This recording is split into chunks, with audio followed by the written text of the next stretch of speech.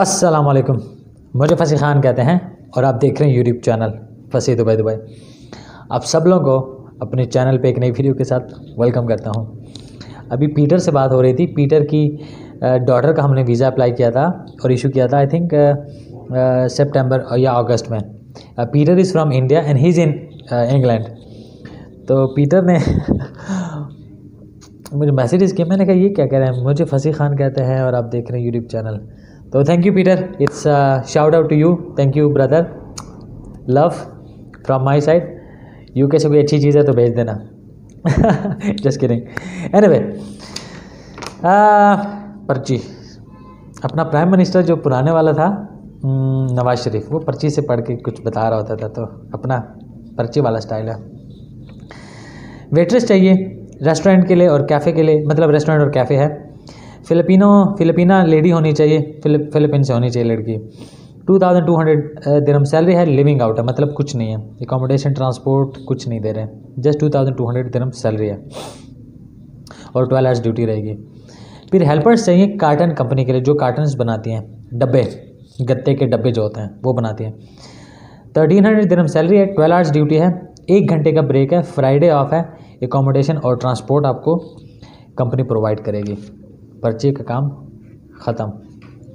अच्छा, मैंने कल वीडियो डाली, कल थी, हाँ यस एग्जैक्टली। उसमें ये नहीं बताया कि यार जो पाकिस्तानी आउटसाइड यूई हैं उनके लिए अपॉर्चुनिटीज़ नहीं, क्योंकि उनके वीज़ाज़ बंद हैं। ठीक है, तो वो भी मैसेजेस कर रहे थे, उनका भी कसूर नहीं, मेरा भी नहीं था, भूल जाते इंसान। तो अगर आप पाकिस्तानी हैं और अगर आप इनसाइड यूई हैं तो आपके लिए अपॉर्चुनिटीज़ हैं। ठीक है, ये भी हैं। वो फिलिपिनों के अलावा जो बाकी हेल्पर्स हैं 1300 दिरहम्स के, कार वॉश का काम भी है, पैकिंग का काम भी है। ठीक है, रोप क्लीनिंग का काम भी है, जो बिल्डिंग पे ग्लास क्लीनिंग का काम होता है जो रोप के थ्रू होता है। 1500 दिरहम्स उसकी सैलरी है, वो काम भी है। अगर आपके पास आज़ाद वीज़ा और अगर आप काम करना चाहते हैं तो वो काम भी है। अगर आप पाकिस्तानी हैं, इनसाइड यू ही हैं, आपने विजिट वीज़ा अपना चेंज करना है या कैंसल एम्प्लॉयमेंट वीज़ा पे और अभी आपने कोई विजिट वीज़ा लेना और आप इनसाइड यू ही हैं तो आप ले सकते हैं वो वाला, बट आउटसाइडर्स का बंद है। ये तो हो गई यूई के बाद। अगर आपको सर्विस चाहिए तो नीचे डिस्क्रिप्शन में व्हाट्सअप नंबर गिवन होगा और जो सबसे पहला कमेंट होगा वो कमेंट में भी नंबर गिवन होगा। अब बात करते हैं पोलैंड की और फॉरेन मिनिस्ट्री की। हमने वीज़ा एक इशू किया था, हमने वीज़ा इशू नहीं किया था, हमने फ़ाइल बना के दी थी टर्की की। तो वो भाई साहब अपना फॉरेन ऑफिस से अपने डॉक्यूमेंट्स कुछ अटेस्ट करवाना चाह रहे थे। ये कल मुझे न्यूज़ पता चली, तो पता चला कि फ़ॉरेन ऑफिस क्लोज्ड है पाकिस्तान में। जो है फ़ॉरेन ऑफिस क्लोज्ड है, ऑनलाइन कोई अपॉइंटमेंट लेनी पड़ती है, बड़ा लंबा चौड़ा प्रोसीजर, और वो बड़े परेशान थे अपने डॉक्यूमेंट्स को लेके। तो मैंने उनको कहा परेशान ना हो, डॉक्यूमेंट्स आपके टर्की में भी मोफा से, मिनिस्ट्री ऑफ फॉरेन अफेयर्स का जो होता है, वहाँ से भी अटेस्ट हो जाएंगे या पाकिस्तानी काउंसलेट से भी हो जाएंगे। तो वो खुश हुए। बट आप लोगों के साथ शेयर करने का पर्पज़ ये है कि जो पोलैंड के वर्क परमिट्स की बात हो रही है या जो पोलैंड का वर्क परमिट है, ठीक है, उसमें फ़ॉरेन ऑफिस का लेन देन है या नहीं, वो तो डॉक्यूमेंट्स की सेपरेट बात है। उसमें पोलैंड एम्बेसी का लेन देन है और पोलैंड एम्बेसी अपॉइंटमेंट्स नहीं ले रही, ऑनलाइन अपॉइंटमेंट लेनी पड़ती है, ईमेल करनी पड़ती है, और वो बहुत डिफ़िकल्ट है अपॉइंटमेंट मिलना। तो आपका वर्क परमिट पड़े पड़े ही एक्सपायर हो जाता है। ठीक है, और बाकी मैंने बात बताई हुई है कि उनको गरज नहीं है आपको वीज़ा मिलता है नहीं मिलता, और वीज़े का उनको पता होता है कि 50% चांस है कि शायद वीज़ा लग जाए, शायद लग जाए, मतलब 50 या 60, 70, 80% ये चांस है कि वीज़ा नहीं लगेगा। जो 10, 20, 30% चांस है वो ये कि शायद वीज़ा लग जाए, एम्बेसडर को रहम आ जाए और वीज़ा लगा दे। पोलैंड की बात करो, जो अभी वर्क परमिट्स पाकिस्तान में चल रहे हैं। और अगर अभी आप अप्लाई करना चाहते हैं, प्लीज़ ना अप्लाई करें ऐसे किसी भी चीज़ में, सही है, जिसमें आपसे 2, 3, 4 मंथ्स का टाइम पीरियड लिया जाएगा। जो रोमेनिया के नाम पे लोगों ने पैसा ख़राब करना था वो तो ख़राब कर चुके हैं, जो पोलैंड के नाम पे करना था कर चुका है, वो लोग पछता रहे हैं। और वो लोग मुझे भी कमेंट करते हैं। और वो मिनिस्ट्री ऑफ नहीं, ब्यूरो ऑफ इमिग्रेशन जो है, OEP की जो पाकिस्तान की वेबसाइट और जो पेजेस है उन पे उन्होंने स्पेशली कहा हुआ है, बार बार कह रहे हैं कि आप एडवांस पेमेंट ना करें रोमेनिया के लिए और पोलैंड के लिए। उन्होंने कहा हुआ है क्यों, क्योंकि अलाउड नहीं, उन्होंने परमिशन नहीं दी हुई, ये आपसे अपनी बेस पे अपने पैसे ले रहे हैं। ठीक है, और फिर एंड पे वो बात आ जाती है जो हम दे रहे हैं, वो है बहरीन का सिक्योरिटी गार्ड का काम। ठीक है, क्योंकि उनको ढेर सारे लोग चाहिए, पता नहीं इतने ढेर सारे क्यों चाहिए।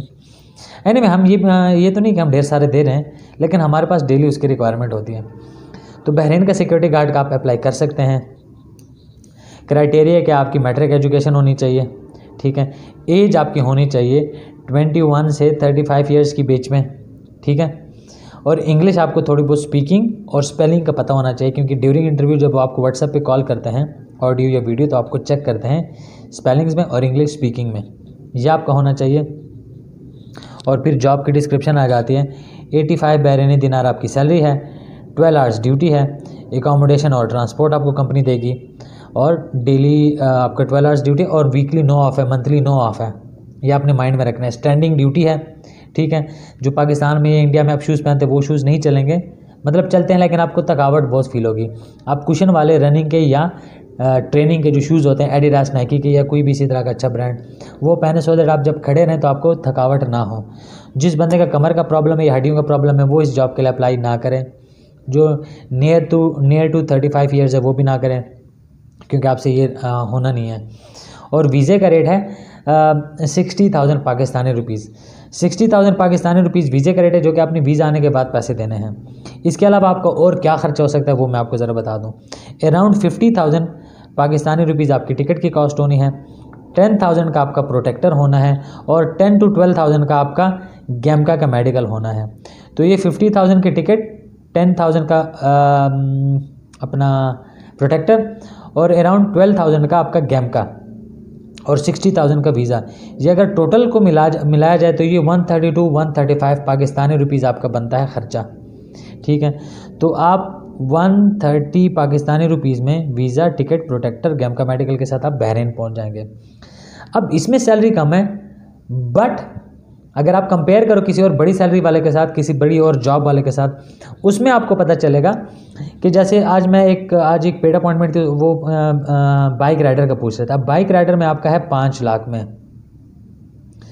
वीज़ा, टिकट और बाइक राइडर का लाइसेंस। तो ये आपने 5 लाख इन्वेस्ट कर दिया और उसके बाद आपकी 70 या 80,000 पाकिस्तानी रुपीज़ सैलरी बननी है, ठीक हो गया। और जो 80,000 अगर आपकी एवरेज पाकिस्तानी सैलरी है, वो आपकी स्टार्ट होनी है तकरीबन 2 महीने आपका लाइसेंस पे लग जाता है, और 1 महीना आपका ये यहाँ से जाने में, प्रोटेक्टर और टिकट करने में और वहाँ पे सेटल होने में लग जाता है। तो मतलब, और ये 12 महीने का वीज़ा रहता है, 1 साल का कॉन्ट्रैक्ट आपका। अगर सिक्योरिटी वाले में भी जाओगे 2 ईयर्स का होगा, लेकिन वीज़ा 1 ईयर का रहता है, नेक्स्ट ईयर रिन्यू होता है फ्री ऑफ कॉस्ट। और क्योंकि हम 1 ईयर के हिसाब से देखें कह रहा आपका 1 ईयर में कितना बेनिफिट आ रहा है, तो और 12 मंथ्स के बाद आप चेंज भी कर सकते हैं वीज़ा। अगर आप रिन्यू नहीं करना चाहते, आप पे डिपेंड करता है, आप चेंज भी कर सकते हैं, दूसरे किसी काम में जा सकते हैं, ठीक है। ये भी आपको एडवांटेज होता है। अब 5 लाख में से मैंने एस्टिमेट किया आपके 80,000 के हिसाब से तकरीबन 7 लाख, अगर आप 9 मंथ्स का कैलकुलेट करोगे तो 7,20,000 आपका इनकम होनी है, ठीक है। उसमें से आप ये निकालोगे 5 लाख, तो 2,20,000 आपकी रह जाएगी, जो कि आपने 9 मंथ्स में कमाया। इधर सिक्योरिटी गार्ड पे अगर आप 150 भी इन्वेस्ट करते हो ना, 1,50,000 अगर आप इन्वेस्ट करते हो, और अगर आप पर मंथ 36,000 पाकिस्तानी रुपीज़ के हिसाब से वो करते हो, अर्निंग करते हो, तो 3,96,000 आप, और ये क्योंकि फ़ौरन आप काम पे चले जाते हो तो इसमें 1 मंथ माइनस कर लो, तो ये 11 मंथ्स की आपकी इनकम इतनी हो जाएगी। बाइक राइडर में आपकी 9 मंथ्स की इनकम है, क्योंकि इसमें 2 मंथ्स आपके एक्स्ट्रा लग जाते हैं, ये बाइक लाइसेंस लेते हैं। अब ये 396 में से 150 माइनस कर लो तो आपका रह जाता है 246 या 48 समथिंग, इस तरह आपका बच जाएगा। 246 बच जाता है, एग्जैक्टली 246 आपका बच जाएगा। हाँ ऐसे ही है, यस 248 या 46 आपका बच जाएगा। तो आपको आफ्टर 1 ईयर उधर 220 आपने कमाया बाइक राइडर में 5 लाख पे करके, इधर 246, मतलब इधर आपने ऑलमोस्ट 26,000 एक्स्ट्रा भी अर्न किया, और इन्वेस्टमेंट भी आपकी कम थी वीज़ा पे, और साल बाद आप चेंज भी कर सकते हो। और सिक्योरिटी गार्ड में क्या है, सिक्योरिटी गार्ड में 150 इन्वेस्ट करके आप बाइक राइडर का लाइसेंस भी ले सकते हो, साथ में कमाते भी रहो, बाइक राइडर का लाइसेंस भी ले लो और 1 ईयर के बाद चेंज कर लो। तो अच्छी मोटिवेशन थी ना, काम है, बंदे यहाँ देने हैं तो आपको मोटिवेट तो करना पड़ेगा। एनीवे मोटिवेशन के अलावा जो सच है वो ये है कि मुझे बाइक राइडर में से भी पैसे बचने, बट उसमें पैसे आपके ज़्यादा लगने हैं, ठीक है। 5 लाख आपका लगना है, और जब आप 5 लाख की तरफ आते हो तो आपको माँ बाप ज़रूर ये कहेंगे कि आप कोई छोटा काम पाकिस्तान में कर लो। और 5 लाख आप जब किसी को देते तो आपने कुछ ना कुछ बेचना होता है, गोल्ड, अपने घर में जानवर, एनिमल्स वगैरह जो भी आपने पाले होते हैं, या ज़मीन, या कुछ ना कुछ आपने बेचना होता है। और सिक्योरिटी गार्ड वाले में इतनी बड़ी अमाउंट है नहीं, बंदा किसी से ले भी सकता है, बाद में वापस भी कर सकता है, रिटर्न भी बंदा कर सकता है। सो एनीवे, बात करने का पर्पज़ क्या है कि हमारा काम ये नहीं है कि आपकी जेब से पैसे निकालें। हमारा काम मतलब फंसी दुबई पे फंसी खान का काम ये रहता है कि आपको ठीक से ठीक चीज़ बताई जाए। मुझे काफ़ी सारे लोग कह रहे थे सर आप ये एक दफ़ा बताते हैं कि सिंगापुर के वर्क परमिट्स, फिर आप हफ्ते बाद बताते हैं कि एक्सपोज और ये फेक है, फिर आप बताते हैं पोलैंड, फिर आप बताते हैं कि फेक। भाई इसी चक्कर में ना हमारी सोसाइटी तबाह हो जाती है और तबाह हो रही है। कह रहे लोग क्या कहेंगे, ये इमेज कह जाएगा। इमेज से बढ़ के एक चीज़ है, वो है कि हक सच क्या है, क्या ठीक है और क्या गलत है। और जब आप किसी चीज़ में हाथ नहीं डालते तब तक आपको पता भी नहीं होता। मतलब क्या, मतलब ये कि आपको नहीं पता कि पोलैंड में क्या हो रहा है, ठीक है, या पोलैंड के काम पे क्या ऊंच नीच हो रही है। जब आप उसमें हाथ डालोगे तो आपको पता चलेगा, और आपको ठीक चीज़ का भी पता चल सकता है, और ठीक चीज़ का भी पता चलता है। वो फिर आप पे डिपेंड करता है आप करते हैं या नहीं करते हैं। मतलब गंदगी से दूर रह के ना, जो सीधी बात है, आप मतलब कुछ लोग गंदे हैं, चरसी पोटरी हैं और ड्रिंक हो रही है, या लड़कियों का कुछ धंधा हो रहा है, उनको दूर से बंदा अच्छी तरीके से कह सकता है अरे ये गंदे हैं, बुरे लोग हैं। बट जब आप उनके साथ बैठते हो, जब उनकी बात पूछते हो, सुनते हो, तब आपको पता चलता है बुरे कैसे बने, और फिर आप उस चीज़ को एड्रेस करते हो कि यार इस तरीके से बचो, ये मत करो वरना आप ऐसे बन जाओगे। तो अपना सीन वो रहता है, ठीक है, और अपना सीन वो है, आपको क्या अच्छा या क्या बुरा लगता है उससे गरज नहीं है। दिल को क्या चीज़ ठीक और क्या बुरी लग रही है, और दिमाग को क्या चीज़ क्या ठीक और क्या बुरी लग रही है, वो मेरे लिए मैटर करता है। और वो ये है कि मैं ठीक बात बताने की कोशिश करता हूँ अपनी इन्फॉर्मेशन के अकॉर्डिंग। इमेज क्या जाता है खली वली, इमेज के कोई मेरे पैसे नहीं देता। ऐसे नहीं है कि मेरे इवेंट्स हो रहे हैं, 5 लाख या 5,000 या 50,000 लोग मेरे इवेंट्स का भरते हैं मेरे से लेक्चर सुनने के लिए।